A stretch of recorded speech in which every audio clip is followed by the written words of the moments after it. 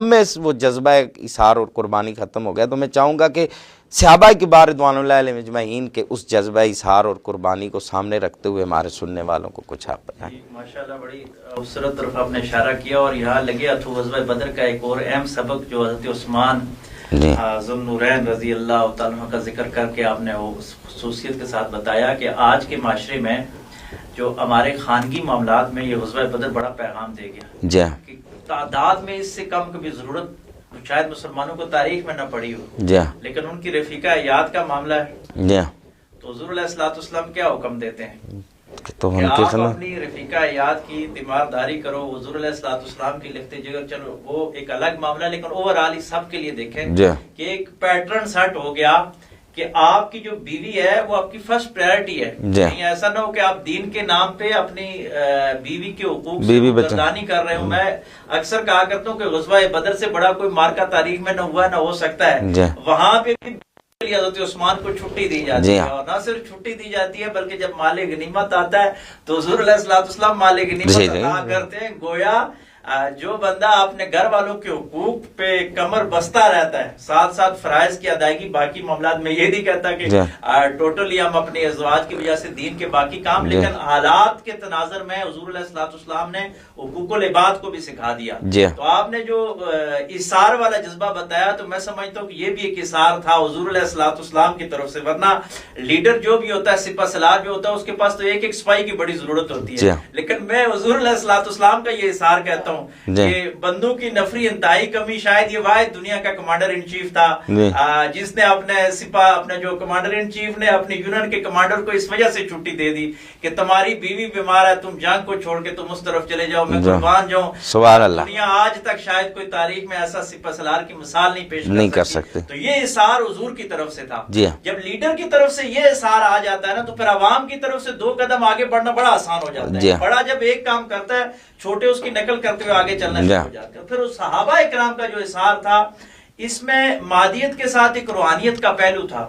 وہ اس سے ہم سب محروم ہو گئے کہ حضور علیہ الصلوۃ والسلام نے فرمایا نا کہ بعد میں آنے والے اگر وہ پہاڑ جتنا سونا بھی صدقہ کرے تو ان کے برابر نہیں ہو سکتا. وہ جو کھجور کی گٹلی دیا کرتے تھے، وجہ کیا تھی کہ وہ تطہیر جو تھی نگاہ نبوت سے ہو رہی تھی. اور حضور علیہ الصلوۃ والسلام کی اس نگاہ نبوت کا یہ اثر تھا کہ جو برتن بھی سیدھا ہو کے آیا آقا علیہ الصلوۃ والسلام کی بارگاہ میں، اللہ نے اس کو بچھایا تو اس کے نگاہ پڑنے کے بعد پھر اثار اس کے اندر خود بخود عطا ہو گیا کہ لوگ جان قربان کرنا شروع ہو گئے. آپ نے یہ بھی اسی بدر سے اثار کی سے بڑی کیا مثال بن سکتی ہے کہ 2 بچے ان کا آپ دیکھیں کہ ان کی عمریں کیا ہیں. تو وہ یہ اثار ہے کہ ایک جب حضور علیہ الصلوۃ والسلام نے کہا اچھا ان کا جسمانی مشق کر لی جائے، ٹریننگ لی جائے، اور آج کے دین کے نام پہ پچھلے عرصے میں بھی اور اب بھی کہیں نہ کہیں جو نوجوان کچے ذہنوں اور ٹین ایجرز کو لے جا کے وہ تباہی کے دہانے پہ لے کے جاتے ہیں اور کہتے ہیں جی یہ شہید ہے. تو میں ان کو کہتا ہوں کہ بدر سے یہ سیکھو کہ حضور علیہ الصلوۃ والسلام کے پاس 2 بچے آتے ہیں لیکن حضور علیہ الصلوۃ والسلام نہیں لیتے. یہاں بھی کمانڈر ان چیف کا اثار آ گیا کہ حضور علیہ الصلوۃ والسلام نے کہا کہ ان کا ذرا ٹیسٹ لیا جائے. تو جو ٹیسٹ لینے والے صحابی تھے وہ ایک حضرت اردو والے تو معوذ اور معاذ کہتے ہیں اور آپ عربی والے تھوڑا سا معوذ اور معاذ کہتے ہیں. تو وہ جو تھے وہ اپنے پاؤں اٹھا رہے ہیں تلیوں کے بیر آگے کہ تھوڑا سا میں بڑا لگوں تو یہ مجھے لے لے. تو یہ ہوتا ہے کمانڈر ان چیف کا کہ احتیاط اس حد تک کہ کسی چھوٹے بچے کو کسی کم سوچ والے یا ٹین ایجز میں پھر کہہ رہا ہوں کہ ان کو اسلام کے نام پہ قربان کروانا یہ نبوی سنت نہیں ہے. بدر سے لوگوں کے وہاں ٹیسٹ لیا گیا اور انہوں نے جب اس نے اس کو اوکے کیا تو پھر لے کے گئے. اور یہ اثار وہ تھا پھر ان کا بھی تھا کہ ایک ٹارگٹ تھا جا کے جیل کے خلاف کہ مریں گے یا ماریں گے ناری کو، سنا ہے گالیاں دیتا ہے محبوب باری کو.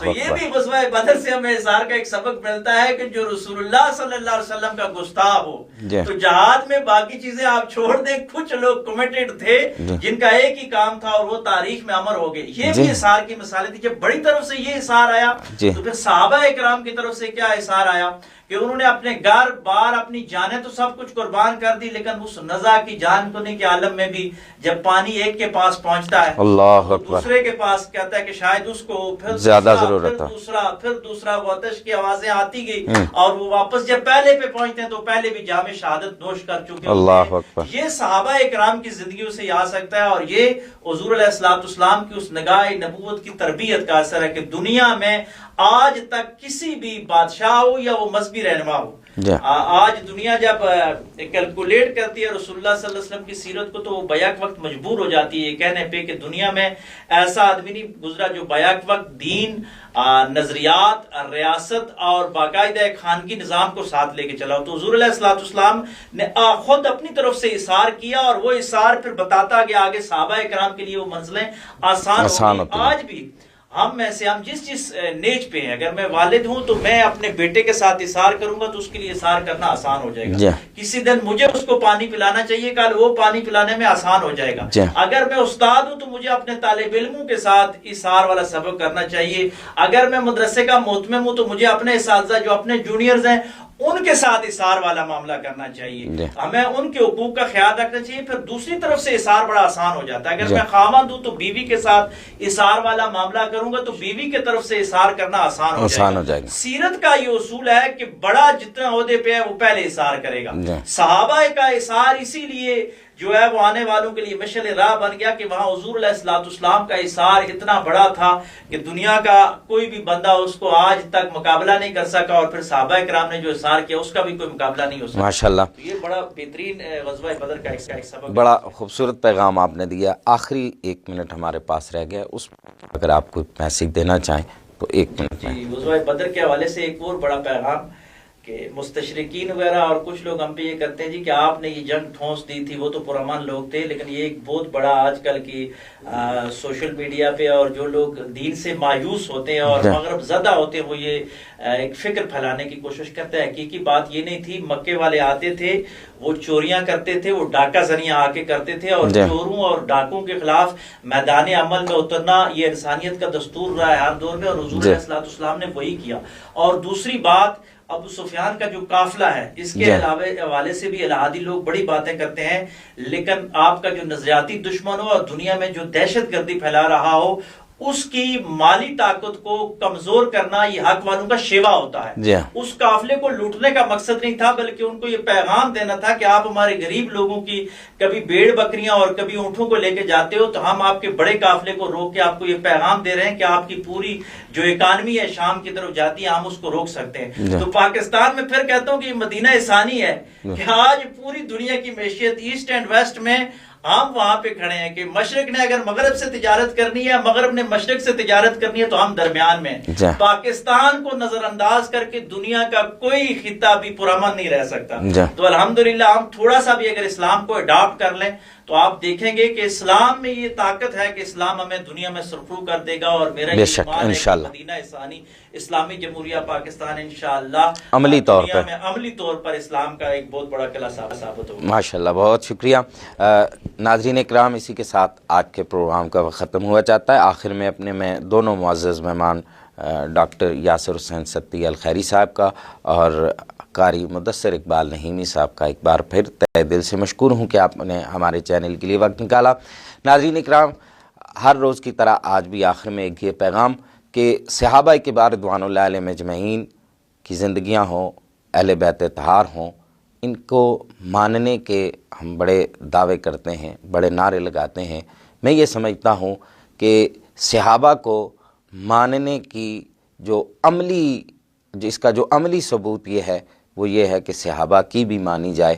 جب ہم جن شخصیات کو مانتے ہیں ان کی ماننا شروع کر دیں گے تو بہت سارے مسائل کا حل ہوگا۔ اجازت دیجیے، اللہ حافظ۔ لا الہ الا اللہ محمد رسول اللہ، لا الہ الا اللہ محمد حبیب اللہ۔